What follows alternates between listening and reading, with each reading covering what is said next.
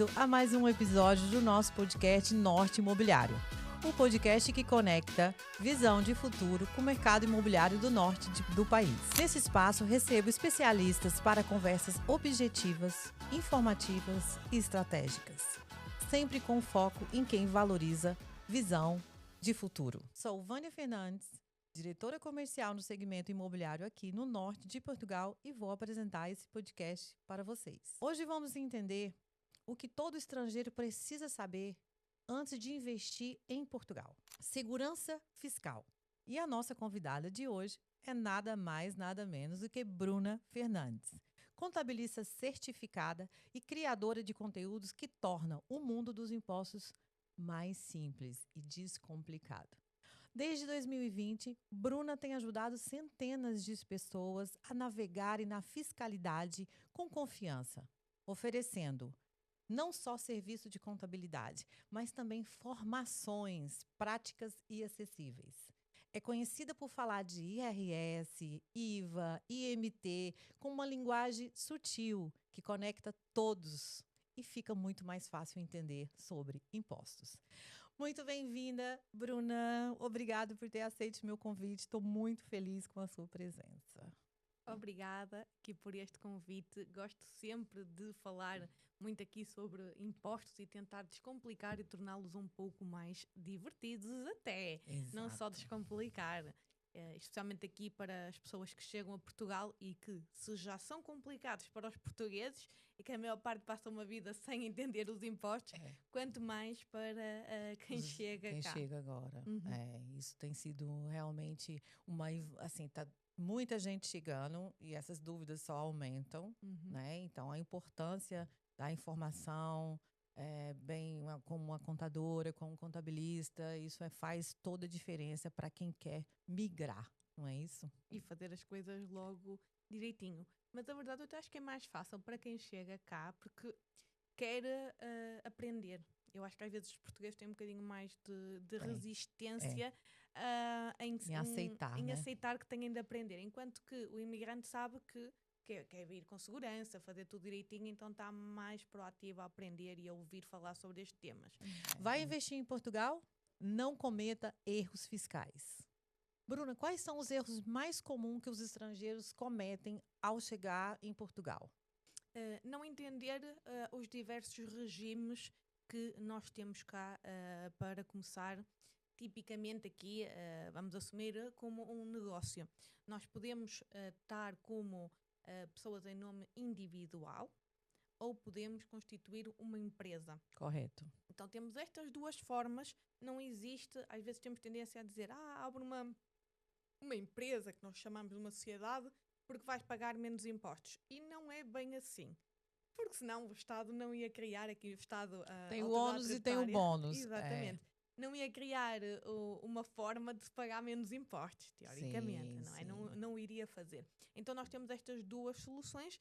Elas servem diferentes fases da vida ou daqui da parte do investimento. Eu acho que se vai por comprar uma casa... Eu começaria de forma individual, na minha opinião.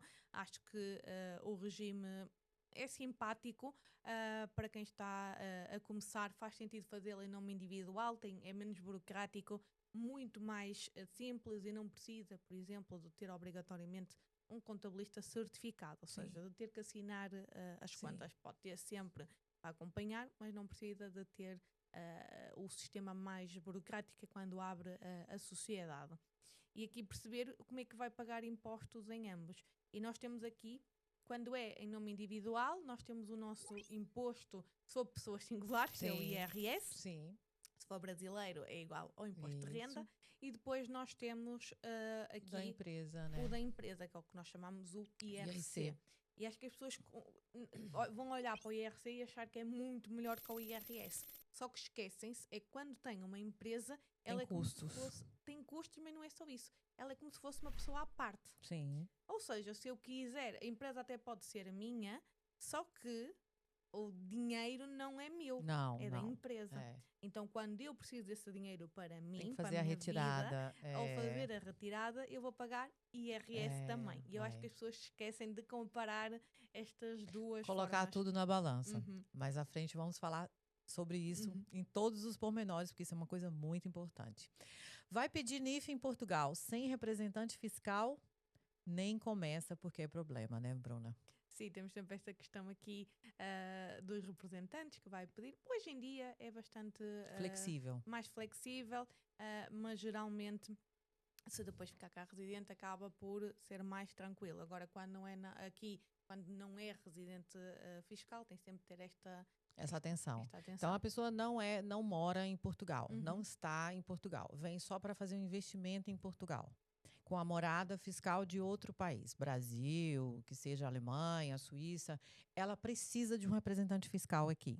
No caso, porque é para ter atenção para receber todas as notificações, para ter a certeza que está a cumprir com as suas obrigações a nível de IRS, a nível do IVA, se tiver, para ter a certeza que existe aqui alguma responsável. um responsável que possa Isso pode ter coima, caso a pessoa não tenha esse representante ou não?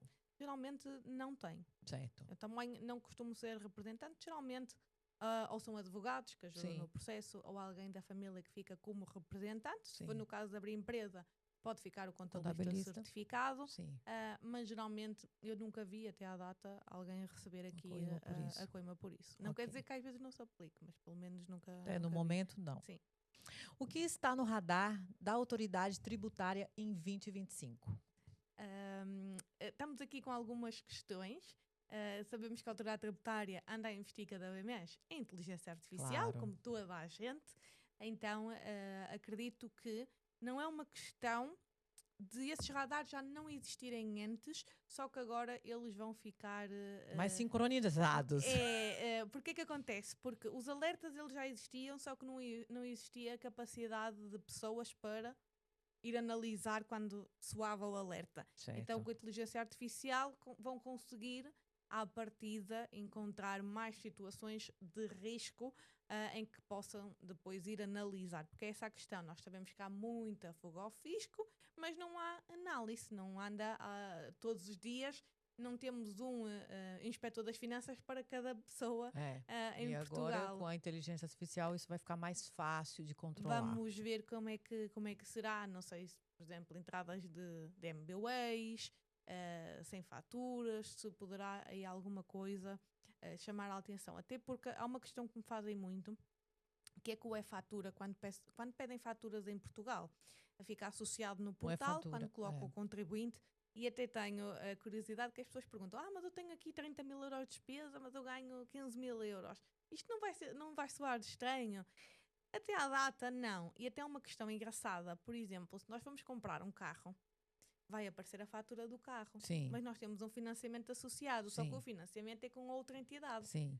Nós compramos o carro, teoricamente, ao stand a 100% e temos a fatura dessa compra. Portanto, vai aparecer no e-fatura uma compra do valor total da viatura, mesmo que eu não tenha pago. Portanto, é este tipo de questões que a autoridade tributária não anda assim tão em cima disso, porque sabe que uma coisa não tem nada a ver com a outra. Agora, claro, vai comprar um imóvel de 500 mil euros, isto aqui se for cá residente, e só está a declarar 10 mil, vai questionar de onde é que veio o dinheiro, se já existia antes ou se veio de algum negócio que não esteja a declarar.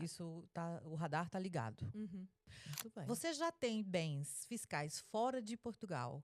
Quais são os cuidados para esse estrangeiro que tem bens fora de Portugal e não está declarado? Temos aqui a situação de se vai ser residente cá em Portugal ou não. O que é que nós temos no nosso sistema português? Quando somos residentes cá, nós estamos tributados sobre tudo que ganhamos cá e sobre tudo que ganhamos lá fora.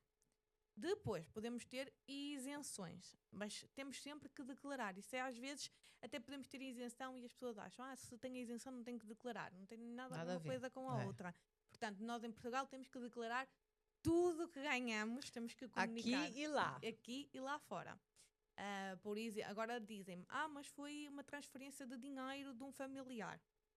À partida, aí pode não ter que fazer nada, dependendo se possa ser uma doação ou não. Às vezes pode ter que fazer a declaração de doação, não vai pagar imposto, mas tem que fazer essa comunicação. Outras vezes não tem que fazer, porque se já era dinheiro que a pessoa tinha, que era seu, e estava numa conta do estrangeiro, ao passar para cá, aquele dinheiro já foi supostamente tributado noutro país, seja de um salário, seja de um negócio que tinha, não vai fazer nada. É meramente, nós em Portugal não tributamos transferências por si só de dinheiro. Isto é uma questão que eu tenho muito recorrente na minha página de Instagram.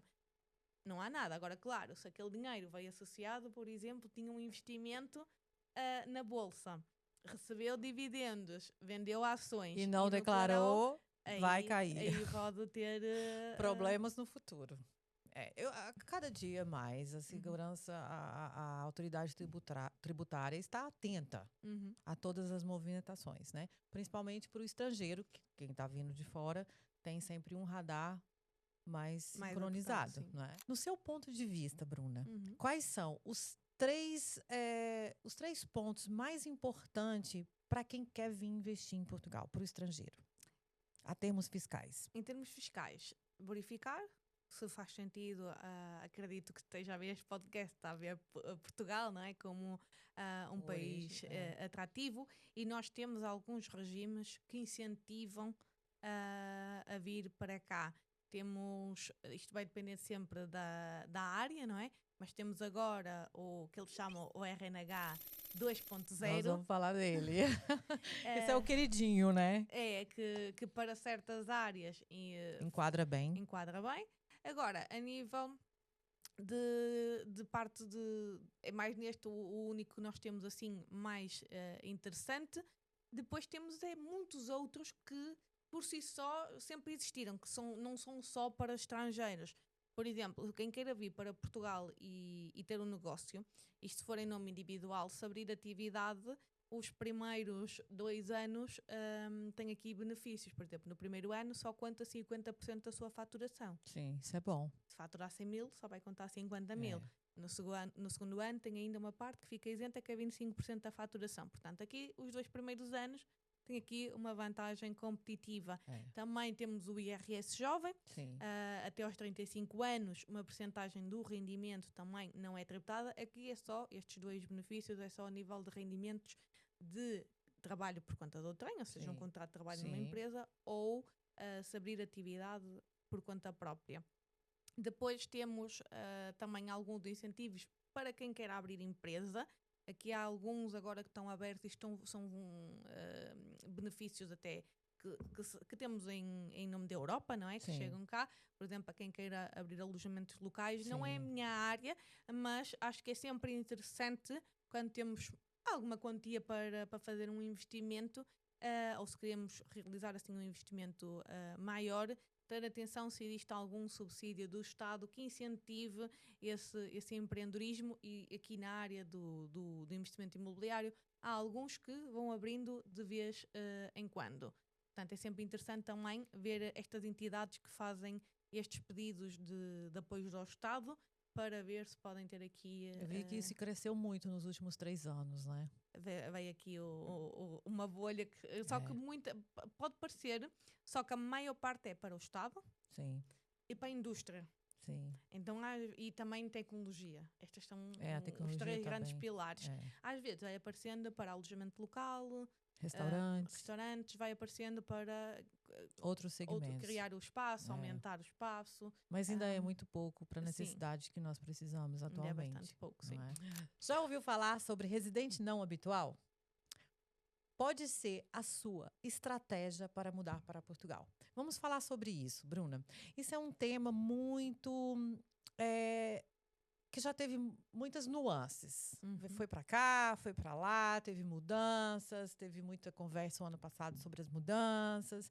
Atualmente, como anda isso? Como é que tá? Quais são, assim, o que isso ainda é bom ou que vale a pena? Porque depois das alterações ficou muito confuso. Às vezes fica bom, né? As pessoas ligam perguntando, Vânia, ainda vale a pena? Eu falo, olha, tem que ver mesmo, porque como as alterações deixaram algumas vantagens para trás. Né? No seu ponto de vista, o que ainda vale a pena nesse regime?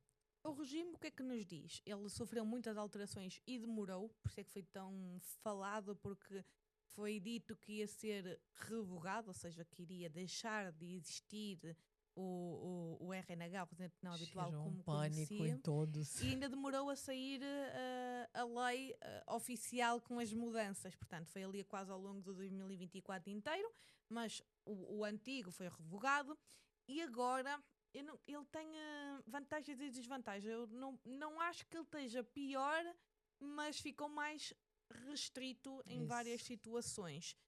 O que é que ele nos diz? Que nós temos uma tributação fixa de rendimentos de trabalho dependente e que tem negócio de 20%, e para entendermos se isto vale a pena ou não, nós temos que saber quanto é que a pessoa vai ganhar. Porquê? Porque ele tem vantagens. Ok, pensamos, taxa de 20%, boa, sobre os meus rendimentos, só que nós não entendemos como é que funciona o IRS. Na maior parte, ou seja, nós chamamos as taxas gerais de IRS. Sim. Ele está dividido em 9 escalões. Sim. O máximo é o 28? Não. Não? Não. Uau. Ele está dividido em 9 que vão. Isto está dividido por escalões de rendimento. Sim. Então começamos em 13%. Certo. E depois vamos até 48%. Uau. E isto aqui ele chama o rendimento coletável, ou seja, não é tudo o que ganhamos é o que possa ser tributado. Por exemplo, cá em Portugal nós temos muito subsídio de refeição, quem tem um contrato de trabalho. Então o subsídio de refeição geralmente não entra aqui para estas contas. Isto aqui a título de exemplo. Mas nós temos esta divisão. Então vamos imaginar, aquilo para, agora não sei de qual que eles têm mudado, mas é 13, 6,5... 22,5, se não estou em erro, ou seja, até chegar aos 20, aqui mais ou menos, quando está num terceiro escalão. Sim. O que é que acontece? Até o terceiro, o rendimento é tributado a estas 3 taxas diferentes. Sim. Está ali dividido nestes primeiros escalões. Tudo que seja acima já vai ser tributado em rendimentos à taxa superior. Já não iria compensar. Está com o regime de residente não habitual paga 28%? Não paga 28%. Isso também é uma... É mito? É. 28% em alguns, o que pode pagar é estes 20%, mas é só nestes 2 tipos de rendimento, contrato de trabalho e trabalho independente. E depois tem que ver se vale a pena, porque perde também uma das coisas que é as deduções à coleta. Portugal tem uma coisa que nós temos muitos benefícios. Nós vamos ao restaurante, temos um benefício pouquinho, mas pronto, acumula tudo. O que aparece não é fatura, tem lá um somatório. Por exemplo, se tiver dependentes também cá em Portugal, também conta um benefício por cada filho. Portanto, vai perder essas deduções. Temos sempre que avaliar. O bom é que a pessoa pode escolher, pode pedir... Qual se enquadra melhor? Naquele ano pode escolher se quer ser tributado sobre as regras do RNH ou as taxas gerais do ele IRS. pode estar sempre escolhendo. Pode sempre escolher, não tem que ficar fixo em ser só os 20% e perder as outras regalias. Qual é a vantagem do RNH? É que quando tem ativos no estrangeiro, que a maioria deles tem, eles não são tributados em Portugal. Desde que sejam tributados lá no país de origem. Portanto, não dá dupla? Não dá dupla tributação. Isso é bom. Mesmo se existisse a maior parte, quando há dupla tributação, depois cá em Portugal tem o chamado crédito de imposto. Portanto, abate. Não era assim tão negativo, depende sempre de quanto é que, imagine, se pagou lá fora 10 e cá teria de pagar 28%, iria pagar a diferença cá. Sim. Se já pagou lá 10, fica lá. Fica lá e não tem que, mas tem que declarar. Sim. Só que, porquê? Porque vai entrar para o bolo, se tiver tributação às taxas gerais de alguma coisa. Imagino que vendeu cá uma casa. Certo. É tributado às taxas gerais. Certo. Não vai ter aqui o benefício certo. dos 20%. Do não habitual. Então o que é que acontece? Este valor, se tiver investimentos lá fora, vai tudo somar. Sim. Imagina, vendeu uma casa e ganhou... E ganha 50 mil lá fora e ganhou 50 mil da casa. O que é que acontece? Cá em Portugal só vai ser tributado os 50 mil, que é só 50%. Certo. Até. Mas vai ser os 50 mil. Vai ter que somar ao bolo os 50 mil para encontrar a taxa de IRS. Vamos dizer que era os 100 mil, iria ficar a ser tributada a 48. Ok. Só que os 50 mil de lá de fora não vai entrar para ser tributado. Isso é muito bom. Exatamente. Só vai ser tributado o que ganhou cá só com uma taxa superior, porque conta o rendimento todo. Quer saber em que escalão é que fica. Isso aí, mas ele conta pro escalão. Exatamente. Então, olha, então quer dizer que... Bom. É bom na mesma, porque se foi lá fora 10%, não está cá residente e não vai entrar cá nas contas. Isto quem tenha rendimentos de trabalho. Aposentadoria, né? Reforma. Agora, aluguéis. o de pensões, isso foi excluído. Paga as taxas gerais. Foi o que mais sofreu. Sim, foi isso. Os brasileiros sofreram muito com as pensões e também muitos franceses. Eu tinha muitos clientes franceses que foram embora de Portugal por causa disso. tinha um né? regime que não era, ou era a fixa 10 e agora é às taxas gerais. Foi o que E foi. que ficou bem pesado para Uhum. todo mundo. Mas ainda é uma mais-valia para quem quer investir em Portugal, se enquadrar nesse sistema. Quais são as diferenças? Tá, a pessoa está vindo investir em Portugal. Compra em nome próprio ou compra em sociedade? A pessoa vai comprar 5 imóveis para colocar no arrendamento, porque também preciso fazer essa pergunta, Sim. né? Porque se vai comprar um, não vale a pena, a gente já sabe. Sim. Mas a pessoa vai comprar 5 imóveis e vai colocar tudo no mercado de arrendamento. Vale a pena ter uma sociedade? Depende qual é que vai ser o lucro desses. E imagine que a pessoa não mora em Portugal. Ela não tem nada para bater. Não tem fatura, não tem nada. Ela mora. Empresa. Empresa? Sim. Pronto. Tá resolvido. Abra a sua empresa. Eu também concordo. Explica para o nosso público por quê. Primeiro, à partida, se não mora cá, essa pessoa não vai querer ter salário. Portanto, ela já deve estar a ter salário Outro lugar. noutro lugar. Portanto, Certo. ela não precisa de ter salário, vai abrir aqui a empresa, vai colocar lá os imóveis e essa empresa vai estar a gerar rendimento que depois, se calhar, vai usar para comprar outras casas. Sim, faz sentido. Portanto, vai estar a reinvestir todo o lucro na própria empresa. Claro que depois pode tirar dividendos. Sim. Depois de dividendos, cá em Portugal, E os impostos? os impostos O que é que são... pode ser abatido? Aqui, não, nada. A nível de quando tirar, não vai tirar nada. Agora, a nível de impostos da empresa. Sim. Então, vai comprar o imóvel. Sim. Pode abater as taxas, as escrituras. Exato. Isso vai ter tudo despesas. Sim, É tudo sim. despesas do... Condomínio, Tudo que taxa de tenha. juro, tudo. Sim, tudo vai ser... Aí em empresa, tudo vai Seguro. contar. Tudo conta. Então, Porque ok. está associado, precisa daquilo para... Sim, para fazer a máquina girar. Exatamente. Então, tudo que você paga para fazer a máquina girar, você pode deduzir nos seus impostos na Exatamente. empresa. Então imaginem que a pessoa teve rendas, isto depois se vai ser, depois quando nós abrimos a empresa temos que dizer se vai ser de compra e venda, se vai ser de arrendamento, pode Sim, ser de tem que tudo. colocar lá os CAIs. Exatamente. Então o que é que acontece? Se vai arrendar o imóvel, imagine que tem 100 mil euros de renda e tem 50 mil euros De despesa. de despesa, vai ter um lucro de 50 50 mil. mil. Ainda tem aqui, quando nós compramos um imóvel, nós temos a chamada depreciação. Sim, você já pode jogar isso também. Porque as pessoas acham que, imaginem, tenho 50 mil euros de lucro, então vou comprar um imóvel de 100 mil euros porque assim vou ter um prejuízo de 50 mil e não vou pagar. Isso é completamente errado. Porquê? Porque nós isto é o chamado até fluxo de caixa, que às vezes as pessoas confundem.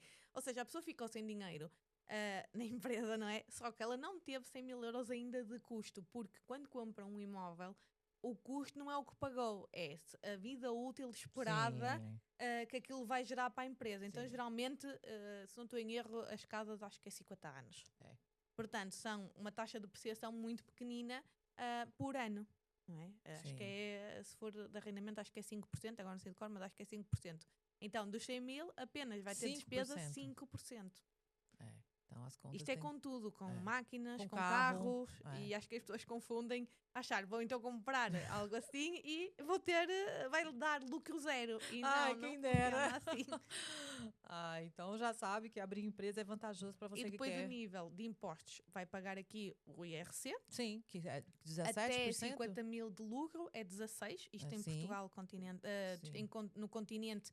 Se for uma zona do interior, imagino que vai investir no interior. Nós vamos falar sobre isso. taxa pode ser Abaixa menor. um pouquinho, vamos levar muita Exatamente. gente para o interior hoje. Exatamente. Se o retorno do investimento não cobre esses custos fixos, a empresa pode se tornar um passivo, não um ativo, não é isso? Tem que Acho fazer bem as contas. Bem as contas. Acho que qualquer negócio Tem que ser tem assim. que gerar lucro. Claro que numa fase inicial de investimento pode não gerar logo, se tiver feito muitas obras. Ou vai comprar só 1 ou 2 imóveis, não é? E sim, se não tirar salário também, à partida não vai ter muita despesa, não se tornará nunca uma fonte de prejuízo. Mas depois, lá está, depende muito do que é que a pessoa quer. Se não quer aquele dinheiro para viver, quer aquele dinheiro na ótica de eu quero investir e comprar mais, e não vai retirar frutos, digamos assim, para si, pode fazer sentido. Até mesmo um imóvel, mas que já está com a ideia de comprar mais e mais, pode fazer sentido. Agora, quando falamos de alguém que queira retirar dinheiro para si, aí é que pode não ser vantajoso, porque vai ter aqui a tributação, que não deixa de ser um dividendo. Bruna, Que mudanças exigem atenção para quem investe em Portugal? O que nós tivemos de mudança nos últimos 2 anos? Vamos, 2 anos. O que mudou? O que você acha que merece a atenção dos investidores? Se forem jovens, temos aqui vantagens a nível do IRS jovem. Sim. Depois de tornar residente, temos aqui vantagens no financiamento. Não é a área que eu estou tão por dentro. Jovem, 35 anos. Até 35, né? sim. Aqui é tudo até aos 35. O financiamento assim, garantia do Estado. Garantia do Estado, que nós não sabemos muito bem como isso vai virar. Vai virar, não é? Com eleições, portanto, é sempre... Se vai continuar, se vai parar. A fiscalidade é sempre muito... Ela muda muito. Muda muito, não é? Mesmo aqui com esta questão do RNH, quem já o tinha o anterior, manteve-se por aquelas regras. Agora com o novo, que é muito mais restrito, porque há ali uma série de profissões específicas, mas temos de estar sempre atentos que a fiscalidade muda muito rápido. Muda. Então o que hoje é, amanhã pode não ser. Depois temos o regime muito interessante, que acho que também é importante falar, quem compra Bitcoin, moeda, não tem que digital, ser Bitcoin, não é? Aqui este tipo de moedas, portanto acaba por ser interessante que nós, se a pessoa tiver esses ativos de mais de 365 dias, não vai pagar qualquer imposto. Sim. Portanto, pode ser interessante. Depois também tem vindo a reduzir o IMT Imposto de Selo, mas lá está. Depende aqui, se comprar em empresa pode ter isenções. Se for jovem, aqui a título particular também pode ter até aos 35 anos, mais de uma vez. Portanto, e as isenções são atrativas, são muito atrativas. Portanto, quem tenha menos de 35 anos, acho que está a aproveitar, enquanto isto ainda vai durar. Que a gente não sabe até quando. Até quando, portanto, aproveitar, porque em imóveis, até se bem com um valor alto para investir, e IMT Imposto de Selo é logo um valor bastante alto.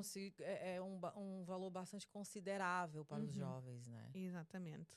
Por que Portugal? Ainda vale a pena investir em Portugal? O que você acha, Bruna? Eu acho que sim. Eu acho que vale a pena pelo clima, não é? Pela boa disposição. Nem falar aqui da parte dos impostos. Acho que ainda temos muito a melhorar na questão da fiscalidade, mas eu acho que nós queremos todos os nossos países puxar a nossa brasa, não é? Aqui como nós dizemos, a nossa sardinha, não é? Mas geralmente acho que era mais fácil se fôssemos como a Europa, ou seja, cada vez ser mais semelhante os impostos, porque senão andamos sempre, vamos para ali, vamos para aquele outro, hoje em dia com a globalização podemos ir morar para qualquer lado. Então acho que ganhávamos mais se fosse um regime específico europeu. Algumas coisas andam a caminhar para isso, a nível, por exemplo, do IVA.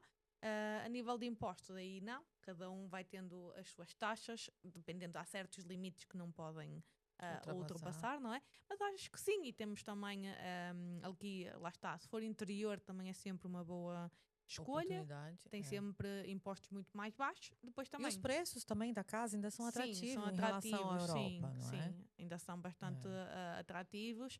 Há umas outras cidades, claro, europeias que ainda possa fazer sentido, mas não deixa de ser aqui o norte de Portugal, tem sempre valores muito melhor, por exemplo, ir para Lisboa.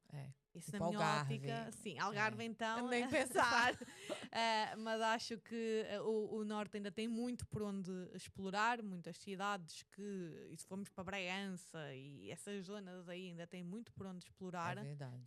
Barcelos aqui, né? Braga. E as casas ainda têm um valor interessante e lá está, quando a pessoa não está a pensar em trabalho, imaginem, uma pessoa que trabalha remotamente pode ir para essas zonas, é incrível. A maior parte dos portugueses que hoje em dia têm trabalho remoto está a sair das cidades e ir para o campo porque tem uma qualidade de vida muito melhor. Quem não gosta de ouvir os passarinhos e isso tudo. Então, vale a pena. Bruna, até agora entregaste uma verdadeira aula de fiscalidade. Muito obrigada.